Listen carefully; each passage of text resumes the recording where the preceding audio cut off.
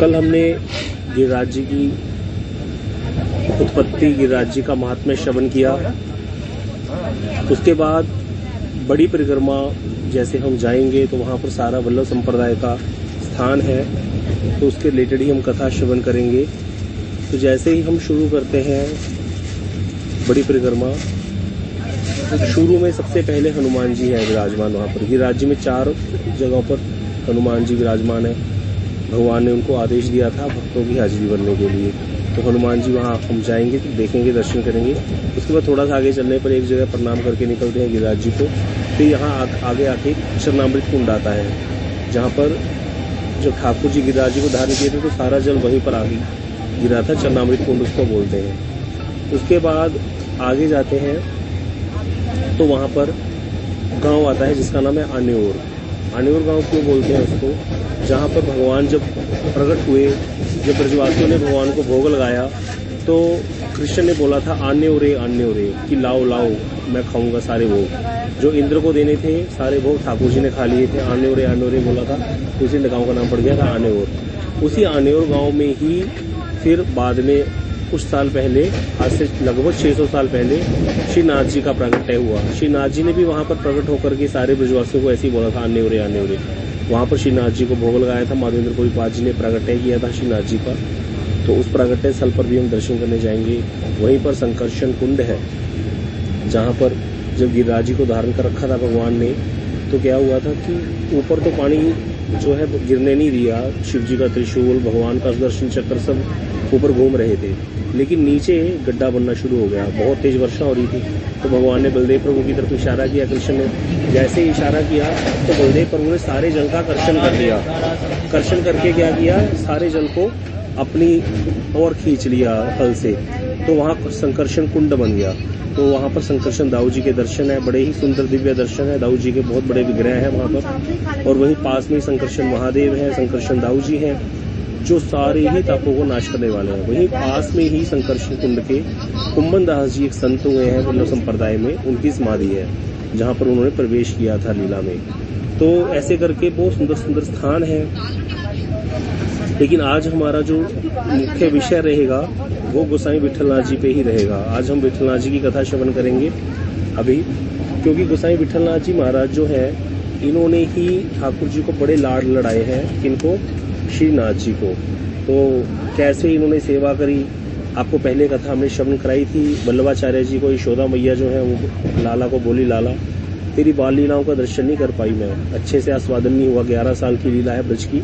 तो कृष्ण यशोदा मैया को बोले, मैया तो ब्रज दोबारा जन्म लेगी, आचार्य बन के आएगी कलयुग में। जब यवनों का आक्रांत होगा उस समय सब हिंदुओं को जब मुसलमान बनाया जा रहा होगा, उस समय भारत में भक्ति काल आएगा। उस समय तुम भी आचार्य के रूप में प्रकट होकर के भक्ति की स्थापना करोगी। अगर ये आचार्य सारे ना होते तो हर हिंदू मुसलमान बन गया होता। हम लोग जो है सारे धर्म को लेकर के धर्म परिवर्तन हो रहे थे उस समय। हमारे जो आचार्य हैं भक्ति काल में, मीराबाई आई, गोस्वामी तुलसीदास जी महाराज आए, स्वयं भगवान चैतन्य महाप्रभु जी के रूप में प्रकट हुए। उस समय बहुत ही भक्तों का जो है वहाँ पर उस समय भीड़ लग गई थी भारत में। तब जाकर के हमारे धर्म की रक्षा हुई है। तो इसीलिए उसी काल में श्री गोसाई विठलनाथ जी, उनके पिता श्री वल्लभाचार्य जी आए हैं। वल्लभाचार्य जी महाराज जी की कथा हम श्रवण करेंगे और गोसाई विठलनाथ जी की। गोसाई विठलनाथ जी ने बड़े लाड लड़ाए हैं श्रीनाथ जी को। जो नाथ जी आज ठाकुर नाथ द्वारा में विराजते हैं राजस्थान में, वो यहीं से गिरिराज जी से ही गए हैं। आज भी मंदिर में ऊपर गुफा है जहाँ से ठाकुर जी ऊपर सुरंग से जाते हैं और शाम को रोज वापिस वहीं आते हैं, क्योंकि श्रीनाथ द्वारा में शयन आरती नहीं होती, शयन आरती यहीं पर होती है। क्योंकि जब यहाँ से कृष्ण जाने लगे थे नाथ जी, तो ब्रजवासियों ने कहा, आपने तो कहा था ब्रजवासी वल्लभ सदा मेरे जीवन प्राण, ये न बिसारी मोहे नंद बाबा की आन, कि ब्रजवासियों को छोड़कर तो मैं कभी जाऊंगा नहीं। तो कृष्ण ने कहा, देखो अगर कोई व्यक्ति कहीं जाए और शाम को वापस आ जाए तो वो उसको कहाँ का रहने वाला बोला जाएगा? जहाँ पर वापस आ गया। क्योंकि मैं यहाँ पर कभी जाऊंगा नहीं, शाम को रोज यहीं वापस आऊंगा, इसीलिए मैं यहीं रहता हूँ, मैं कहीं जाता नहीं हूँ। इसीलिए नाथ द्वारा में ठाकुर जी की 6 बजे मंदिर बंद हो जाता है राजस्थान में, और शयन आरती यहाँ के राज्य में ऊपर मंदिर पे ही होती है। ये मंदिर बहुत भव्य मंदिर था। इस मंदिर पे भी आक्रमण हुआ था, बहुत बड़ा मंदिर था यहाँ पर गिरिराज जी में। उसके बाद अवशेष रह गए हैं मंदिर के। अब तो अभी भी मंदिर है ऊपर, लेकिन हम गौड़िया भक्त जो है वो मंदिर के ऊपर चढ़ते नहीं है गिरिराज जी की शिला पर। चरण नहीं रखते। महाप्रभु जी ने कहा था इसको कृष्ण स्वरूप ही जानना, गिरिराज जी को इस पर पैर नहीं रखना। इसीलिए कोई भी गौड़ीय भक्त जो है गिरिराज जी की शिला पर चरण नहीं रखते, ऊपर नहीं जाते।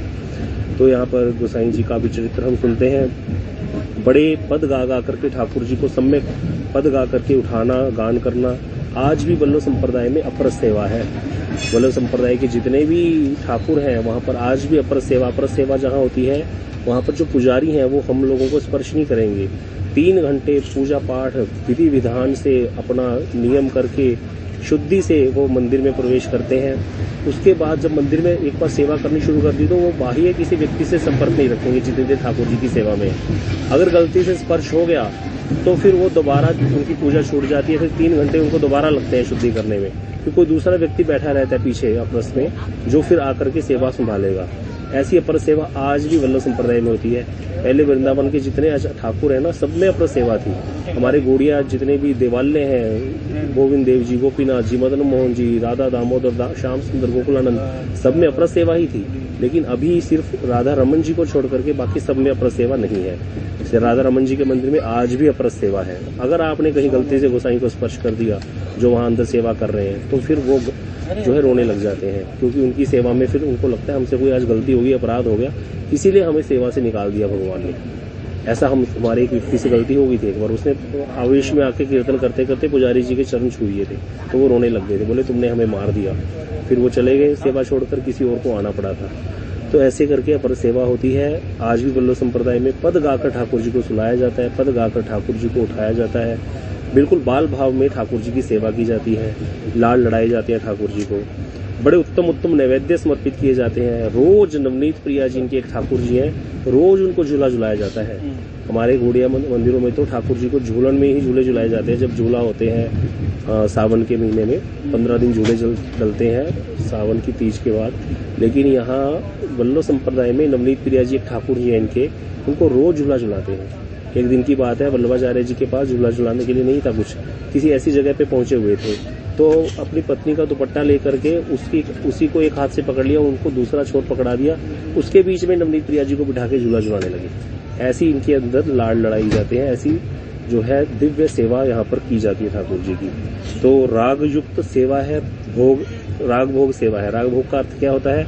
प्रेम युक्त भावपूर्ण गान करना, अनुराग के साथ सेवा की जाती है, प्रेम के साथ अतिशय। और भोग है ऋतु अनुकूल वस्तुएं भगवान को अर्पित की जाती है। जैसे अभी बसंत ऋतु है, अंगूर आ रहे हैं जी, चीकू आ रहे हैं, तो वो सारी जो ऋतु फल है वो समर्पित किए जाएंगे भगवान को। और जिस ऋतु के अनुसार जो आयुर्वेद के अनुसार भोग लगाना चाहिए ठाकुर जी को, वैसा वाला बढ़िया भोग बनाकर ठाकुर जी को अर्पित किया जाता है। तो उसमें भी सिर्फ औपचारिकता नहीं है कि हाँ भोग लगाना है, उठो जल्दी जल्दी मरते मरते बना दिया, ऐसा नहीं है। पूरा प्रेम के साथ संगीत गाते हुए भावना से युक्त होकर के सेवा की जाती है। अष्टछाप के कवियों को इन्होंने निर्धारित सेवा करते थे गोसाई विठलनाथ जी कि आज कौन पद गाएगा, मंगला में कौन पद गाएगा, उत्थापन में पद कौन गाएगा, दोबारा ठाकुर जी का शयन होगा उस समय पद कौन गाएगा। तो स्वयं श्री गोसाई जी ठाकुर जी का श्रृंगार करते थे। शैया जब ठाकुर जी शयन करते थे उनकी सैया सजाते थे।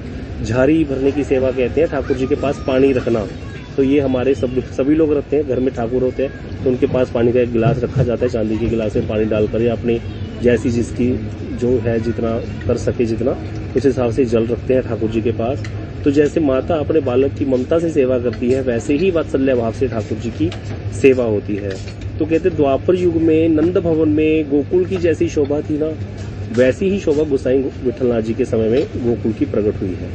गोकुल भी 2 हैं अगर किसी ने दर्शन किए हो, एक गोकुल गोसाई विठलनाथ जी की है, एक गोकुल पुरानी गोकुल है जिसको चैतन्य महाप्रभु जी ने प्रकट किया। हम लोग ज्यादातर चैतन्य महाप्रभु जी की गोकुल में जाते हैं, पुरानी गोकुल में, जहाँ पर ये चिंतारण महादेव है, ब्रह्मांड घाट है, 84 खंबा मंदिर है। लेकिन एक नई गोकुल है जिसे गोसाई विठलनाथ जी ने प्रकट किया था। वो शुरू में ही जो गोकुल विराज है वहीं पर है, वहां पर 9 घर है नंदों के, बड़े सुंदर सुंदर वहां पर भवन बने हुए हैं। और वहीं पर गोसाई जी ने उस गोकुल को प्रकट किया था। साक्षात यमुना महारानी ने दर्शन दिया था प्रकट होकर के वल्लभाचार्य जी को वहां पर। तो बता रहे हैं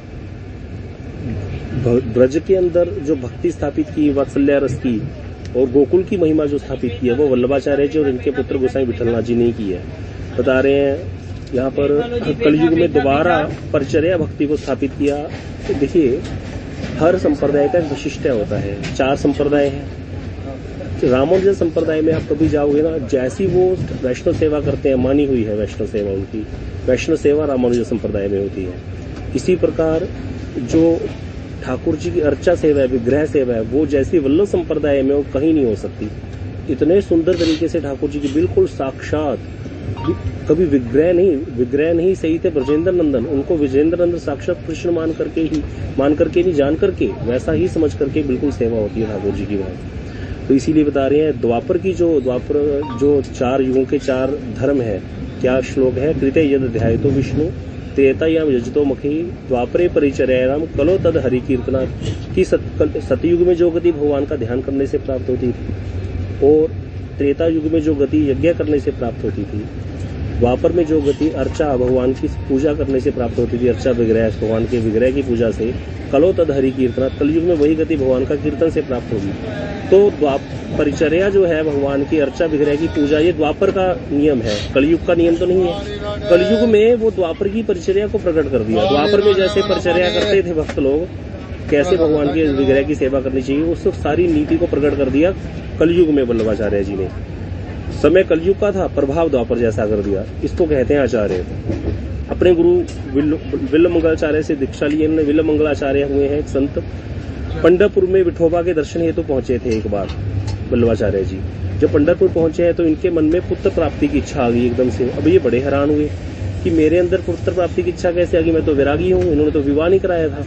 तो जब वहां रात्रि में शयन कर रहे थे तो पंढरपुर भगवान ने दर्शन दिए और कहा आप विवाह कीजिए। तो इन्होंने कहा प्रभु मैं तो विवाह करूंगा, लेकिन मैं विवाह करना नहीं चाहता था क्योंकि मैं तो भजन करने आया हूँ। बोले देखो भजन करना अच्छी बात है, लेकिन एक एग्जाम्पल ऐसी भी होनी चाहिए कि गृहस्थ में रहते हुए भी भजन हो सकता है, इसीलिए आप विवाह करो। गृहस्थ के द्वारा, गृहस्थ का पालन करते हुए भजन करके दिखाओ जगत को कि गृहस्थी में रहते हुए भी भजन हो सकता है। भक्तमाल ग्रंथ उठाओ, जितने गृहस्थ भक्त हुए उतने वैरागी नहीं हुए। इसीलिए यहाँ पर भगवान ने जब ऐसे कहा तो इन्होंने कहा आपको ही मेरे पुत्र के रूप में आना पड़ेगा। भगवान हंसने लगे, बोले हाँ मैं ही आऊंगा। तो विट्ठलनाथ जी भगवान के ही अंश माने जाते हैं इनके पुत्र। तो काशी में देव भट्ट जी की कन्या थी, ब्राह्मण कन्या, उनसे इनका विवाह हुआ। वल्लभाचार्य जी का 2 पुत्र हुए, गोपीनाथ जी और विट्ठलनाथ जी। विट्ठलनाथ जी का जन्म पोष के महीने की कृष्ण नवमी को विक्रमी संवत 1572 में हुआ है। शिक्षा दीक्षा काशी में ही हुई विट्ठलनाथ जी की। छोटी अवस्था में सारे वेद शास्त्रों को हृदयंगम कर लिया। पहले काशी में रहे, फिर बाद में प्रयाग में यमुना जी के निकट ही अड़ैल गांव है, आज भी है वहां वल्लभाचार्य जी का स्थान, वहां अड़ैल में रहकर विराजमान हुए। चैतन्य महाप्रभु जी ने रूप गोस्वामी जी को शिक्षा दी थी प्रयाग में।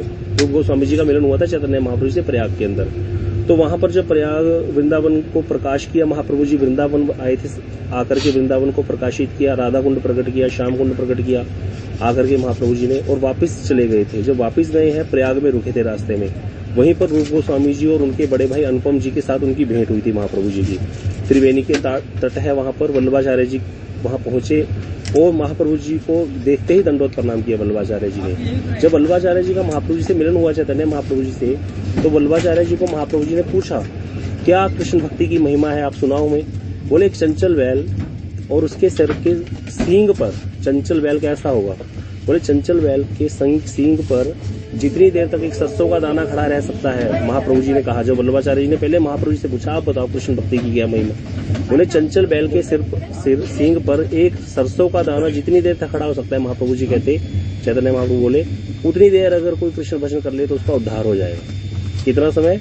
चंचल बैल के सींग पर एक सरसों का दाना जितनी देर तक खड़ा रह सकता है, उतनी देर भी अगर कोई कृष्ण भजन करे तो उसका उद्धार हो जाएगा। तो महाप्रभु जी ने कहा वल्लभाचार्य जी को आप भी बताओ कृष्ण भक्ति की महिमा क्या है। बोले प्रभु चंचल बैल के सींग पर जितनी देर तक सरसों का दाना खड़ा रहता है, अगर उतनी देर तक भी कोई कृष्ण को भूल जाएगा ना तो उसका कुछ नहीं बनने वाला। अब ये दोनों बातें तो बड़ी कॉन्ट्राडिक्टरी हो गई।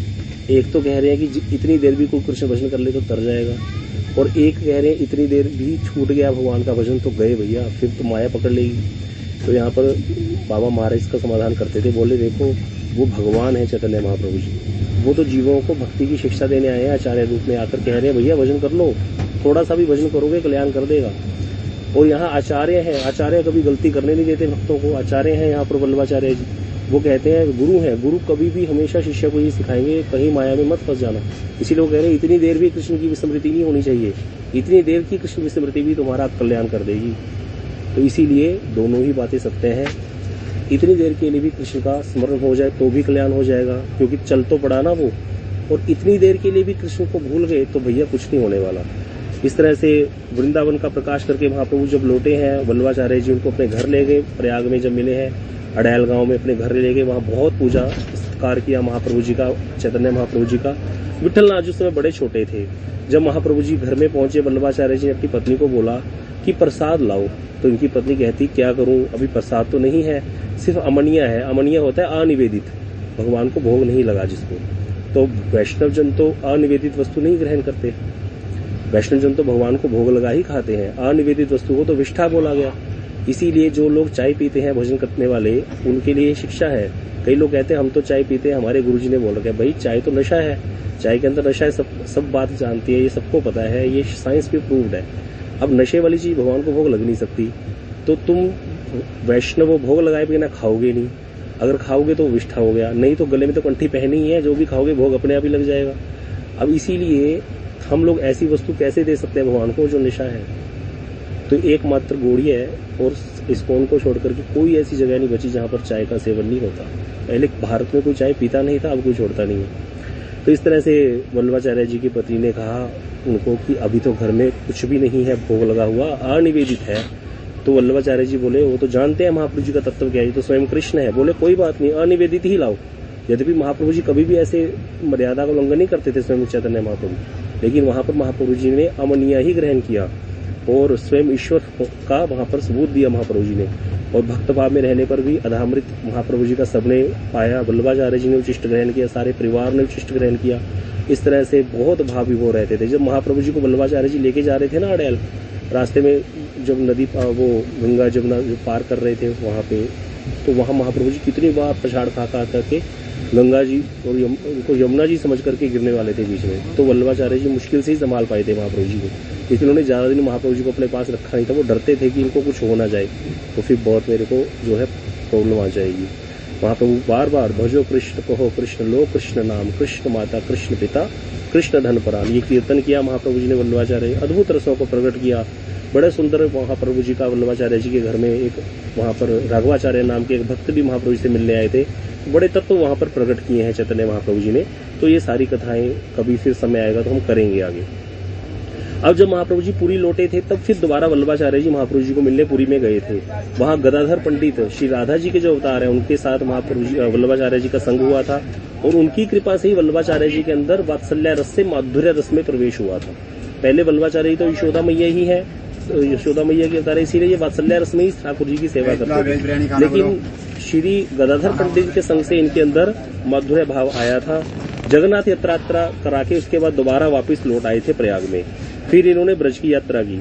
जब ब्रज यात्रा की है वल्लभाचार्य जी ने, तब इन्होंने सूरदास जी, कुम्भन दास जी, परमानंद दास जी और कृष्णदास जी, ये चार जो भक्त हैं इनको आश्रय प्रदान किया और इनको दीक्षा दी।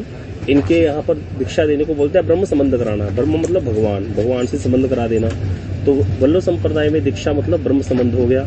तो ब्रह्म संबंध कराया सूरदास जी का, कुम्भन दास जी का और परमानंद दास जी और कृष्णदास जी, ये चार शिष्य वल्लभाचार्य जी के हुए हैं। गिरिराज जी में माधवेंद्रपुरी बात जो द्वारा श्रीनाथ जी का प्रकटय हो गया था। कल कथा सुनाई थी माधवेंद्र श्रीनाथ जी की। जब भगवान कृष्ण चले गए धरा से, तो भगवान के जाने के बाद उनके एकमात्र परिवार में बचे थे पड़पोत्र श्री वज्रनाभ जी महाराज, कृष्ण के पुत्र प्रद्युम्न, प्रद्युम्न के पुत्र अनिरुद्ध, अनिरुद्ध के पुत्र हुए हैं श्री वज्रनाभ जी महाराज। इनको राधा जी ने आशीर्वाद दिया था इनकी पत्नी को कि सारे यदुवंशियों का नाश होगा, तेरा पुत्र बचेगा और वो ब्रज की पुनः स्थापना करेगा। इसीलिए जो वज्रनाभ जी महाराज हैं, इन्होंने ही 16 विग्रहों की स्थापना की थी। भगवान की लीला सदियों को प्रकट किया, वृंदावन धाम को दोबारा प्रकट किया, और इन्हीं ने श्रीनाथ जी का विग्रह बनवाया था। श्रीनाथ जी का विग्रह 5000 वर्ष पहले यही गिरिराज जी में स्थापित था, लेकिन काल क्रम से ये विग्रह लुप्त हो गया था, क्योंकि भारत में बड़े आक्रमण हुए हैं। गुलाम वंश, खिलजी वंश, लोधी वंश सब ही मूर्ति पूजा के विरोधी थे। जब भी आते थे मूर्तियां तोड़ते थे। सबसे पहले सोमनाथ के मंदिर पर आक्रमण हुआ, कितने ही मंदिर तोड़े गए। जो अयोध्या में राम मंदिर है उसको भी 3 बार ध्वंस किया गया है तोपों से।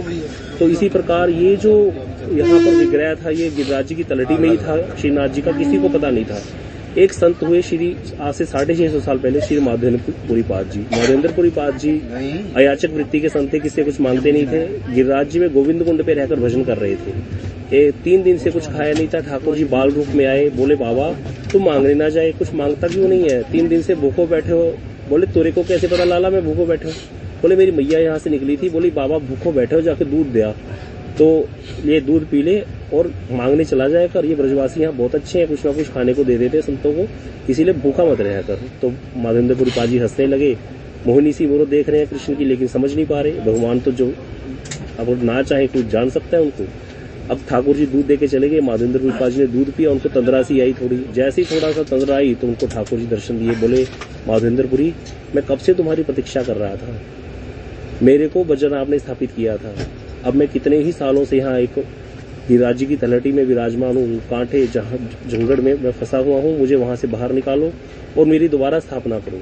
तो मेरे गुरुदेव यहाँ पर बोलते थे, कितने बड़े बड़े सेठ उस समय मथुरा में रहते थे, जो इतने ज्यादा सक्षम थे कि क्या क्या नहीं कर देते, लेकिन भगवान ने किसको दर्शन दिए, माधवेंद्रपुरी जी को, जो अपने पास कुछ रखते ही नहीं है, सारा जो है अयाचक वृत्ति से रहते हैं। आकाश से गिर गया तो खा लेंगे, नहीं तो नहीं लेंगे। ऐसे वाले संत के सामने माधवेंद्रपुरी पाद जी को के सामने ठाकुर जी ने प्रकट किया अपने आप को। माधवेंद्रपुरी पाद जी लोगों को लेके गए, स्वप्न के आदेश बताया, लेकर गए, फावड़े वावड़े लेके गए, वहां सब लोग निकाला तो ठाकुर जी को विग्रह प्रकट हो गया इतना बड़ा। माधवेंद्रपुरी पाद जी को आज्ञा थी भगवान ने बोले गिरिराज जी के ऊपर स्थापित करना, तो ठाकुर जी की आज्ञा से गिरिराज जी के ऊपर चढ़े हैं और ऊपर जाकर के वहां पर एक शिला खड़ी कर दी, एक शिला नीचे लगा करके ठाकुर जी को ऐसे स्थापित कर दिया। अपने हाथों से एक झोपड़ी बना दी। 1 महीने तक वहीं ठाकुर जी को भोग लगे हैं। जैसे द्वापर युग में कृष्ण ने भोग ग्रहण किए थे ना ब्रजवासियों से, वैसे ही 1 महीना ठाकुर जी को भोग लगाए हैं। और वहां पर सारे वहां शोर मच गया, कोई गाय ले आए, कोई कुछ ले आए। कितना सुंदर चैतन्य चरितामृत में वर्णन है जब श्रीनाथ जी का प्रगट्य हुआ है, किस प्रकार से 1 महीने तक 1000 गाय इकट्ठी हो गई, गौशाला बन गई और बहुत ही सुंदर तरीके से भगवान को भोग लगाए गए, मंदिर भी बन गया, अच्छे से राग भोग की स्थापना हो गई। बाद में ये सेवा माधवेंद्रपुरी पाद जी के बाद ये सेवा हमारी जो आचार्य थे गौड़िया, जो रूप गोस्वामी इत्यादि, सबने बड़े प्रेम से ये सेवा श्री वल्लभाचार्य जी को प्रदान कर दी थी। उसकी भी कथा है, वो हम आपको आगे सुनाएंगे कभी आगे। फिर वल्लभाचार्य जी के पास आ गई सेवा। वल्लभाचार्य जी के 3 ही निवास थे मुख्य, प्रयाग में अड़ैल ग्राम और जतिपुरा में गिरिराज जी। गिरिराज जी में जतिपुरा है, हम लोग जाएंगे वहां रहते थे। जतिपुरा क्यों बोलते हैं गिरिराज जी को, क्योंकि माधवेंद्रपुरी पाद जी संत थे, यति मतलब साधु सन्यासी, तो इसीलिए वहां पर वो वास करते थे, उनके नाम से ही जतिपुरा पड़ गया था इस गांव का नाम। और गोकुल में विराजते थे वल्लभाचार्य जी, क्योंकि बाल्य रस में सेवा ठाकुर जी की वात्सल्य रस में की है, तो वहां पर भी इनका निवास था गोकुल में। पुरानी नई गोकुल में आज भी वल्लभाचार्य जी के बड़ी बड़ी हवेलियां हैं, तो वहां पर नवनीत प्रिया जी के दर्शन है, वहां पर नवनीत प्रिया जी विराजते थे। आज नवनीत प्रिया जी भी जा चुके हैं नाथद्वारा में। तो 3 प्रकार से सेवा स्थापित की है, तनुजा सेवा, वित्तजा सेवा, मानसी सेवा। इसमें चित्त सेव्य की जो सुख में लीन हो जाना, इसी को सेवा कहते हैं। श्रेष्ठ सेवा यह है चित्त लग जाए। अभी हम लोग माला करते हैं लेकिन ध्यान कहाँ रहता है, इधर उधर, तो ये सेवा सासंग भजन नहीं है, अनासंग भजन है। भजन तो कर रहे हैं, मन कहीं और घूम रहा है। इसका भी फल है, गोस्वामी जी लिख दिए, भाई कुभाई अनकालसु नाम जपत मंगल दिशु, भाव से जपो, कुभाव से जपो, आलस्य से जपो, क्रोध से जपो। नाम तो कल्याण ही करेगा, लेकिन फिर भी सासंग भजन का अलग ही फल है। तो इसीलिए कह रहे हैं भैया कि क्या होना चाहिए, तनुजा सेवा जब करते हैं, तन से सेवा करते हैं, जब धन से सेवा करते हैं, तो अपने आप कौन सी सेवा प्राप्त होती है, मानसी सेवा सिद्ध होती है। तो तन और धन को भगवान की सेवा में लगाने से अपने आप मानसी सेवा सिद्ध होगी धीरे धीरे। अब आगे बता रहे हैं फिर क्या हुआ, वल्लभाचार्य जी का संन्यास हुआ। अब वल्लभाचार्य जी का प्रगट्य हुआ था 1535 में, संवत 1535 में वैशाख कृष्ण एकादशी को। उसके बाद 1587 में 52 वर्ष की अवस्था में उनको संसार से उत्कट वैराग्य हुआ, उन्होंने संन्यास लेने का निश्चय किया। पत्नी की आज्ञा लेने गए, नियम है पत्नी से आज्ञा लेनी चाहिए पति को।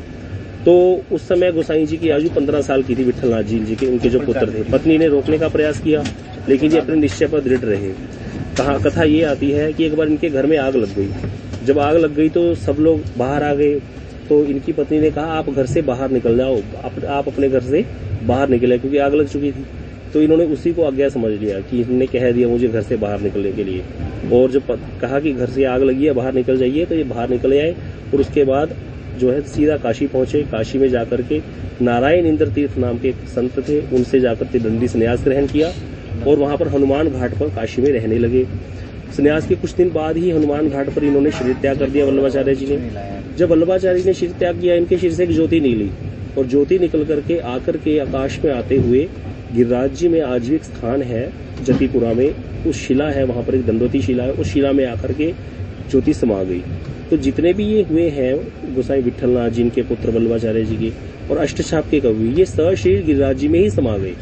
इनकी यहाँ पर प्रवेश द्वार बोला जाता है, इसलिए समाधि नहीं है। कुम्भनदास जी का प्रवेश द्वार है, गोसाई विठलनाथ जी का प्रवेश द्वार है, सूरदास जी की समाधि है। तो इस तरह से सारे जो है ये गिरिराज जी में ही रहे, गिरिराज जी में ही चले गए सशरीर। गोसाई विठलनाथ जी का भी प्रवेश द्वार हम आपको दर्शन कराएंगे और वल्लभाचार्य जी का भी, जहाँ पर जाकर के ज्योति लीन हुई थी गिरिराज जी में, वो स्थान के भी हम दर्शन करेंगे। इस तरह से यहाँ पर हुआ। जब वल्लभाचार्य जी चले गए उसके बाद अब गद्दी पे विवाद आया कि गद्दी किसको मिलनी चाहिए। नियम है बड़े पुत्र को ही गद्दी मिलनी चाहिए, तो बड़े पुत्र गोपीनाथ आचार्य बन गए। लेकिन क्या हुआ, उनका तिरोधान हो गया था, जल्दी शरीर त्याग कर दिया उन्होंने।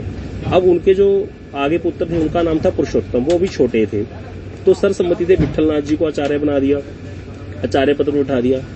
और पहले भी सारा कार्य विठलनाथ जी संभालते थे, गोपीनाथ जी तो नाम मात्र के ही मुखिया थे।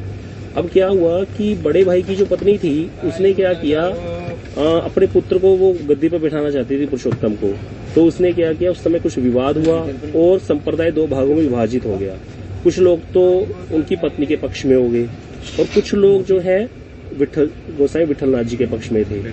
हुआ क्या था, एक उस समय मंदिर के मैनेजर थे कृष्णदास जी, ये कौन है, वल्लभाचार्य जी के शिष्य हैं। इनकी बड़ी कथा आएगी।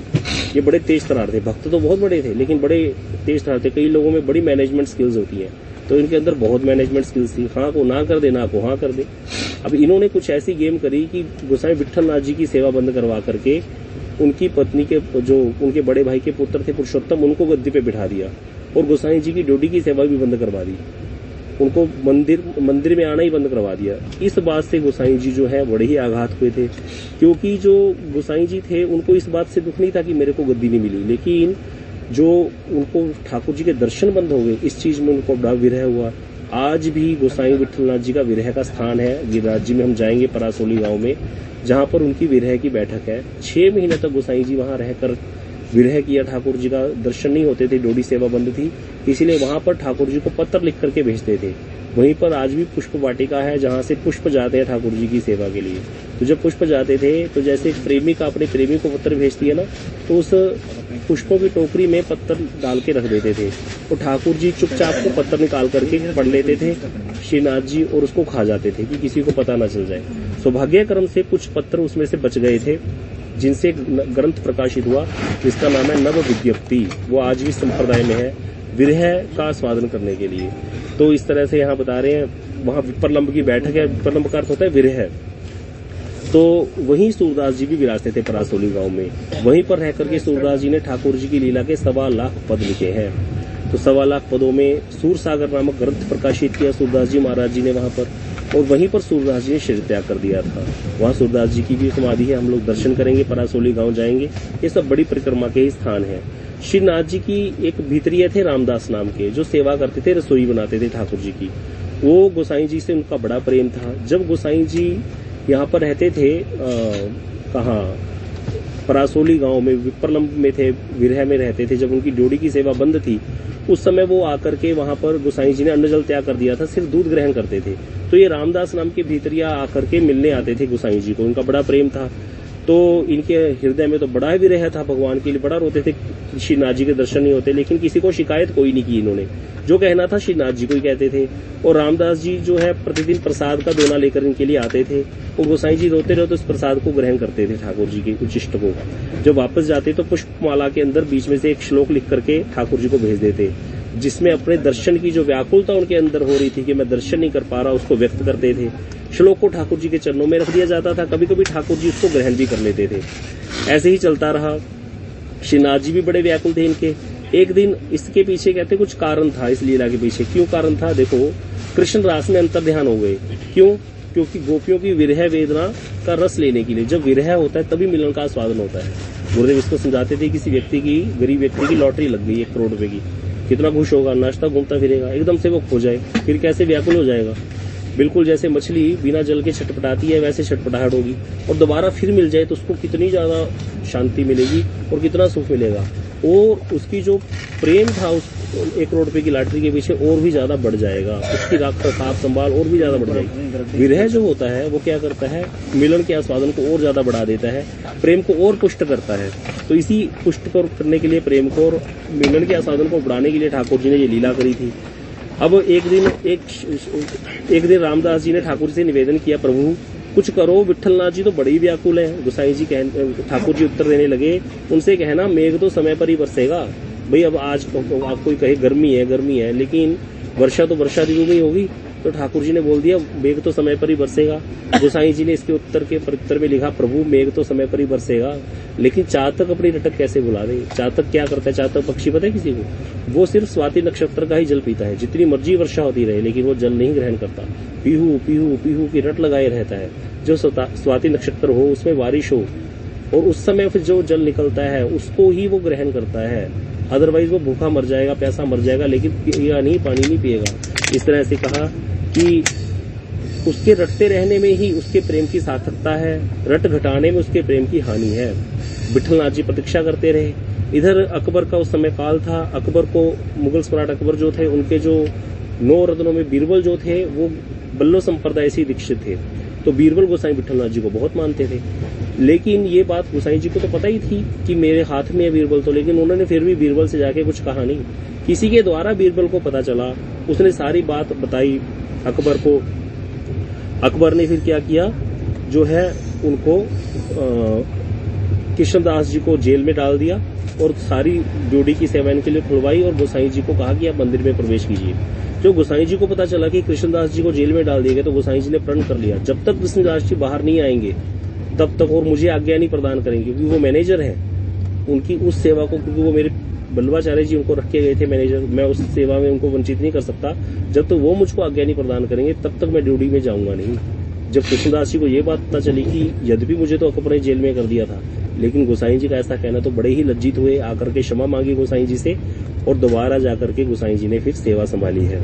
अकबर क्यों इनका शिष्य बना था, गोसाई जी को क्यों मानता था, इसकी भी कथा है। एक बार क्या हुआ था, अकबर की एक बेगम जहाँ यमुना जी के रास्ते से जा रही थी आगरा, तो रास्ते में गोकुल पड़ता है, दिल्ली से आ रही थी, तो गोकुल में पड़ा तो उसने पूछा कि भैया ये क्या है, जो गोसाई जी वहाँ बैठे संध्या कर रहे थे, उन्होंने पूछा ये कौन है, तो उन्होंने किसी ने कहा ये बहुत बड़े संत हैं।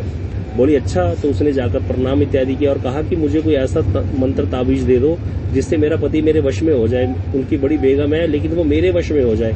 तो गोसाई जी, कई बार संत जो होते हैं ना बड़े अलग ही भाव में बैठे होते हैं, गोसाई जी अपनी मूड में बैठे थे, विनोदी मूड में, उन्होंने ऐसी कुछ लिख के दे दिया छोटी सी, उसपे बोले इसका ताबीज करा के बांध लेना, तुम्हारा पति तुम्हारे वश में हो जाएगा।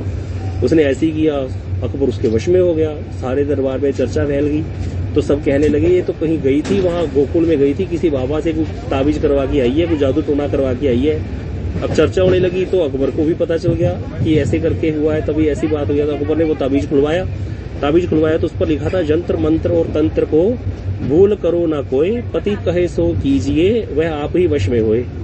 अब इसका अर्थ न समझ आया अकबर को, उसने पंडितों को बुलाया, पूछा भैया इसका अर्थ क्या है। बोले, अकबर विद्वान हंसने लगे, बोले ये कोई तंत्र मंत्र टोटका नहीं है, ये तो बड़ी उत्तम शिक्षा लिखी है गोसाई जी ने, भैया सब कुछ सेवा से होता है, पति की सेवा करो, पति जो कहे भाई करो, अपने आप वश में हो जाएगा। तो अकबर को लगा भैया युक्ति तो बहुत अच्छी प्रदान की है, गोसाई जी तो बड़े ही पारखी है। तो अकबर फिर गोसाई जी से मिलने आया था। जब मिलने आया गोसाई जी से, तो उसने, अकबर ने गोसाई जी को कुछ भेंट किए, कोई बहुत बड़ी मोहर बढ़िया भेंट की। गोसाई जी ने उसको यमुना जी में फेंक दिया। तो अकबर को बड़ा अजीब सा लगा, मैंने इनको इतनी बड़ी भेंट दी, इन्होंने यमुना जी में फेंक दी।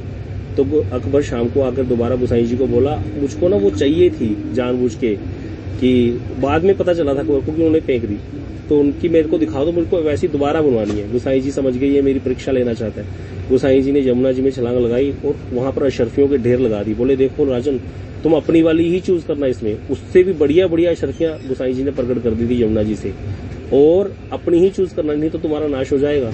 तब अकबर चरणों में गिर गया था इनके कि मेरे को क्षमा कर दीजिए आप।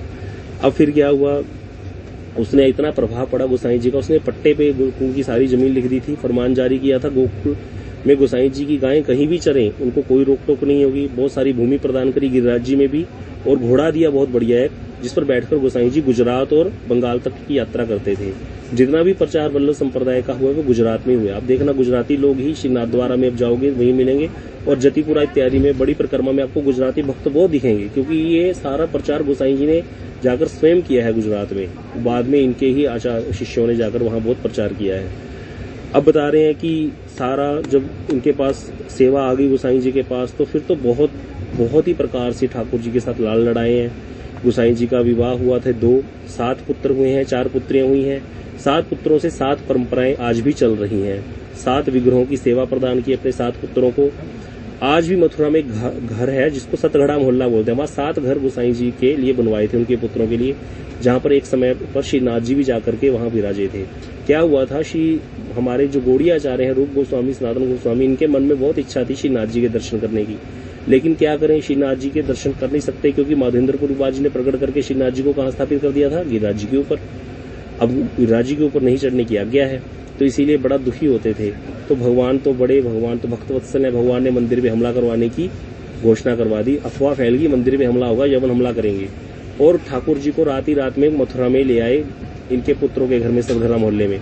वहीं पर ठाकुर जी की सेवा हुई 1 महीना। ठाकुर जी ने आदेश दिया गोसाई जी को, मैं इसीलिए यहाँ पर आया हूँ क्योंकि मुझे रूप गोस्वामी, सनातन गोस्वामी को दर्शन देने हैं, आप उन सबको निमंत्रण दो। तो हमारे आचार्य कभी कहीं जाते नहीं थे, रूप गोस्वामी, सनातन गोस्वामी, लेकिन गोसाई जी के कहने पर कि ठाकुर जी ने हमें आदेश दिया, तो 1 महीना तक रह करके वहां मथुरा में लाड लड़ाए हैं श्रीनाथ जी को। 1 महीना वहीं रह करके इकट्ठे सबने सेवा पूजा की है ठाकुर जी।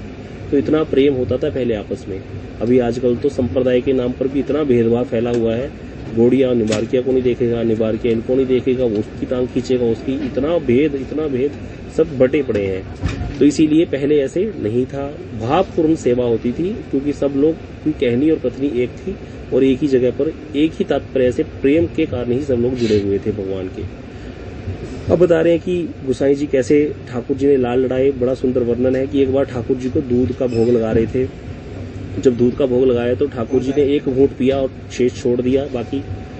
तो गोसाई जी ने पूछा क्या बात है जय जय?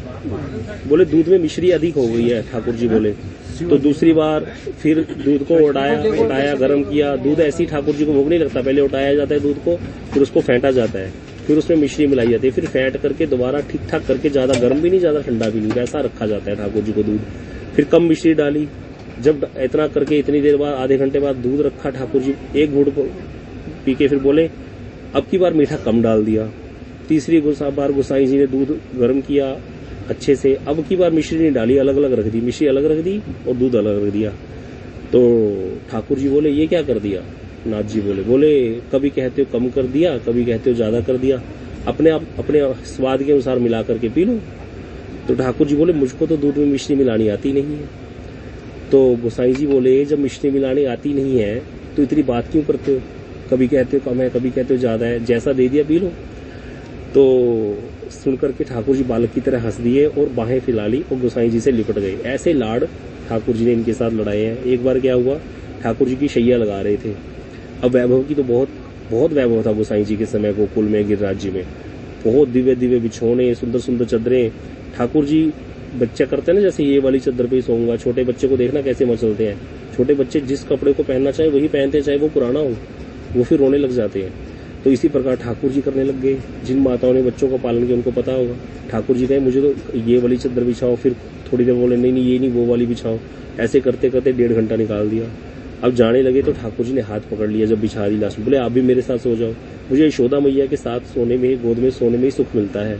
प्रकट लीला में मैं नंद बाबा यशोदा मैया की गोद में ही सोता था, मुझे अकेले में डर लगता है। गोसाई जी ने गोद में लेकर के बहुत लाड किया, लेकिन नियम यही था गोसाई जी का कि नाथ जी को यहाँ गिरिराज जी में शयन करा के स्वयं गोकुल में जाते थे रात को, और गोकुल में ही शयन करते थे। गोकुल में ही इनकी हवेलियां हैं बड़ी बड़ी, आज भी हैं गोकुल में हवेलियां इनकी। एक बार क्या हुआ, भोग लगा रहे थे ठाकुर जी को, और खिड़की पर मंदिर की एक छोटा सा बंदर का बच्चा हुड़की दे रहा था। ठाकुर जी कांपने लगे, बोले उसको भगा हुड़की दे रहा है। तो गोसाई जी ने भगा दिया बंदर को और बोले आप वही हो जिन्होंने त्रेता युग में वामन अवतार में क्या किया था, त्रेता युग में राम अवतार में वानर भालुओं के संग क्या किया था, इतनी बड़ी सेना तैयार करके रावण का वध किया था, और अब बंदर से डर रहे हो। ठाकुर जी गंभीर होकर बोले पहले अपना भाव निश्चित करो, आपका मेरे प्रति क्या भाव है। अगर आपका मेरे प्रति ऐश्वर्य भाव है तो बंदर क्या कोई आ जाए मैं किसी से नहीं डरता, लेकिन अगर आपका मेरे प्रति वात्सल्य रस है, आप यशोदा मैया की तरह मेरा पालन कर रहे हो, तो बंदर का बच्चा आएगा तो आपको भगाना पड़ेगा। तो ये हंसने लगे, बोले हाँ फिर तो मैं ही भगाऊंगा। इस तरह से एक दिन क्या हुआ, अगहन का महीना था। जैसे ये भी कार्तिक मास आता है, कार्तिक मास के बाद अगला महीना होता है अगहन का, दिसंबर के शुरू में। अगहन के महीने में क्या होता है, आपने भी देखा होगा, सर्दी इस तरह से होती है कि रात को रजाई ले लो तो गर्मी लगती है और रात को 2 बजे ठंड बढ़ जाती है, रजाई लेनी पड़ती है। तो इसीलिए सब लोग पास में रख लेते हैं रजाई, वैसे मोटी चादर लेके सो जाते हैं, रात को रजाई खींच लेते हैं सोते सोते जब ठंड लगती। तो गोसाई जी भी अगहन का महीना था, ठाकुर जी के जो सोचने लगे अरे सर्दी तो अधिक नहीं है, मोटी चादर ही उड़ा देता हूँ और रजाई पास में रख देता हूँ, अगर सर्दी लगेगी तो ओढ़ लेंगे। अब यहाँ पर चले गए ठाकुर जी को शयन करा के, गोसाई जी तो चले गए वहां पर मंदिर पे, अपना गोकुल में चले गए। रात्रि में ठाकुर जी ठिठुरते रहे पर रजाई नहीं ली। उधर गोसाई जी को रात को बहुत ज्यादा सर्दी लगने लगी, 3 रजाई गोसाई जी ने ओढ़ी, लेकिन शीत कम नहीं हो रही गोसाई जी की। विचार आया भाई ठाकुर जी को तो सर्दी नहीं लग रही। स्नान किया, घोड़े पे बैठे, दोबारा गिरिराज जी आए रात को, मंदिर खोला, देखा ठाकुर जी कांप रहे हैं और रजाई पास में ही रखी है। गोसाई जी बोले प्रभु आपने उड़ी क्यों नहीं, रजाई तो पास में ही रखी थी। ठाकुर जी बोले पहले ये बताओ तुम्हारे मेरे प्रति भाव क्या है। बोले यदि बाल भाव है तो ये बताओ, गोद का बालक अगर रात को ठंड लगेगी तो उसको रात को माता रजाई उड़ाएगी क्या, बच्चा अपने आप उड़ा लेगा रजाई। बोले अगर बच्चे को ठंड लगेगी तो माता ही उड़ाती है। बोले तो फिर तुमको रजाई उड़ानी पड़ेगी मेरे को आके, मैं नहीं उड़ाऊंगा। तो इस तरह से कहते मैं तो आपके भाव के अनुसार ही लीलाएं कर रहा हूँ। गोसाई जी द्रवित हो गए। अब कई लोग विग्रह को लेकर बड़े प्रश्न करते हैं, अभी बांग्लादेश में हमला हुआ था, बोले देखो अगर ये भगवान है तो फिर इन पर हमला कैसे हो गया, जला दिया, बताओ जगन्नाथ जी को। भाई वो विग्रह विशेष रूप से सेवा ग्रहण करने के लिए हमारे सामने आए हैं, हमें उनकी सेवा करनी है, हमें उनकी रक्षा करनी है। वो हमारी रक्षा बहुत प्रकार से कर रहे हैं, वो हमको दिखाई नहीं देता, लेकिन जो सेवा है विग्रह की वो हमको ही करनी है। ये सब क्लियर चीजें होनी चाहिए हमको। सनातन ऐसी नहीं है, हर चीज का बात का प्रूफ है, लेकिन हमारी नॉलेज क्या है, लिटल है, क्योंकि वेद पुराण शास्त्र इतने हमारे पास समय नहीं है और संत सदगुरु हमको मिलते नहीं, और मिलते हैं तो हमारे पास समय नहीं है उनकी बात सुनने का। तो इस तरह से वात्सल्य रस में बड़ी सेवा की है, दिव्य लीलाओं का अनुभव किया। इसकी भी बहुत सारी कथाएं हैं। अयोध्या में भी कहते हैं ऐसी एक महान पंडित हुए जिनका नाम था उमापति जी। वशिष्ठ जी का भाव रखते थे, राम जी का गुरु मानते थे अपने आप को। प्रतिदिन कनक बिहारी जी के दर्शन करने जाते थे। ठाकुर जी के लिए जो माला लेके जाते थे पहले स्वयं पहन लेते थे, फिर प्रसादी माला ठाकुर जी को धारण कराते थे उतार करके अपने मन। अब मंदिर में जाकर माला उतारते और पुजारी को देते, पुजारी ठाकुर जी को माला पहना देते। लेकिन ये कितने दिन चलेगा, चर्चा होने लगी सब लोगों की, भैया ये तो अनुचित है। ऐसा होने लगा तो कोई अपने आप को दशरथ कहेगा, ये कहते हैं मैं वशिष्ठ हूँ, कोई कहेगा मैं दशरथ हूँ, कोई कहेगा मैं कौशल्या हूँ। अपने गले की पहनी हुई माला को ठाकुर को कैसे पहना सकता है। उमापति जी के पास बात आई तो उन्होंने कहा देखो मैं अपने मन से नहीं करता, जब ठाकुर जी मेरे गले हुई की माला उतरी हुई धारण करते तो उनको सुख मिलता है। लोगों ने कहा चलो परीक्षा लेंगे आपकी। एक दिन उनसे कहा गया कि आप बिना माला पहनाए गले में ऐसे ही लेके आओ और उसको अर्पित कराएंगे। ठाकुर जी को माला पहनाई, वो गिर गई। 7 बार ऐसे ही हुआ, 7-8 बार। तब उमापति जी ने वही माला अपने गले में पहनी, प्रसादी रूप में दी, तो फिर अर्पित करी, तो ठाकुर जी की माला स्थिर होगी राम जी के गले में। तो सबको समझ में आ गया इनका भाव सच्चा है। ठाकुर जी उनको गुरु तुल्य ही समझते थे। वो ऐसी उनका भाव था, जब भी मंदिर जाते थे ना कनक बिहारी जी के दर्शन करने, तो सीता जी के दर्शन ही करते थे, क्योंकि ससुर समान हो गए। मंदिर आने पर पुजारी को कह देते थे कि जानकी जी की ओर का दरवाजा बंद कर दो, क्योंकि उनको संकोच होता है, ससुर बहू के दर्शन थोड़ी करता है। एक दिन अचानक मंदिर पहुंच गए, पुजारी जी थोड़ा कहीं गए हुए थे 2 मिनट के लिए, और द्वार खुला था। उमापति जी जब अंदर पहुंच गए तो स्वयं सीता जी एकदम से उठी और गर्भगृह का दरवाजा बंद कर दिया। जब पुजारी जी लौटे तो उमापति जी ने कहा हम कल से मंदिर नहीं आएंगे। बोले क्यों? बोले आज सीता जी को द्वार बंद करना पड़ा है। ये वो सीता जी हैं, कौशल्या माता ने कभी इनसे कोई काम नहीं करवाया था, और मुझको उनका द्वार, मेरे कारण उनको द्वार बंद करना पड़ गया। पुजारी बहुत अत्यंत सावधान हो गए अगले दिन से कि अब ये आए तो हमें मंदिर में रहना ही रहना पड़ेगा।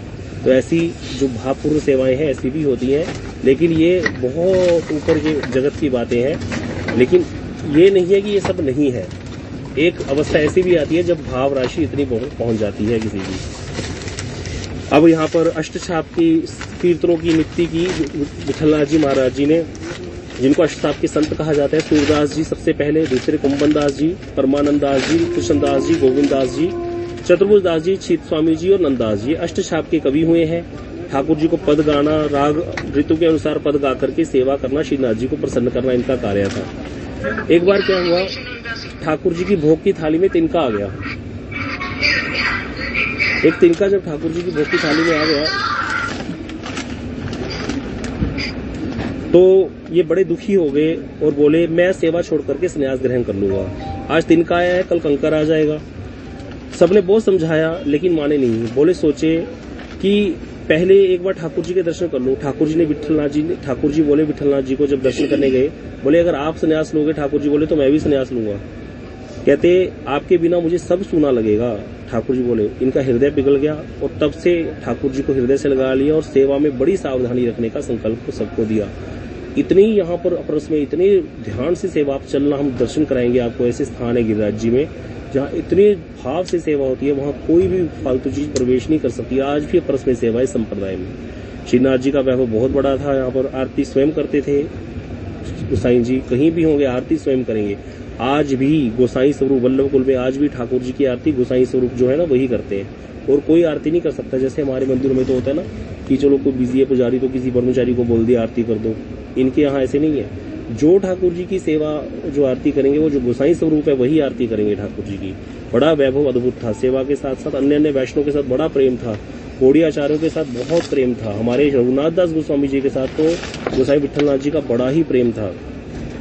महाप्रभु जी के समय भी एक घटना हुई थी। श्रीनाथ जी प्रकट हो चुके थे। महाप्रभु जी की बड़ी इच्छा थी चैतन्य महाप्रभु जी की दर्शन करने की श्रीनाथ जी की, लेकिन गिरिराज जी पर चढ़ते नहीं थे। तो रात में अफवाह फैल गई कि यवन आ गए हैं तो मंदिर पर आक्रमण होगा, विग्रह तोड़ा जाएगा। अभी कट हो रही है आवाज, अभी तो ट्रेन खड़ी है, अभी तो कटनी होनी चाहिए। एक बार दोबारा डिस्कनेक्ट करके कनेक्ट करता हूँ। अभी तो समय हो गया है, बाकी कल कथा श्रवण करेंगे। अभी तो समय हो गया है वैसे भी। वांछा कल्पतरुभ्यश्च कृपा सिंधुभ्यश्च पतितानां पावनेभ्यो वैष्णवेभ्यो नमो नमः।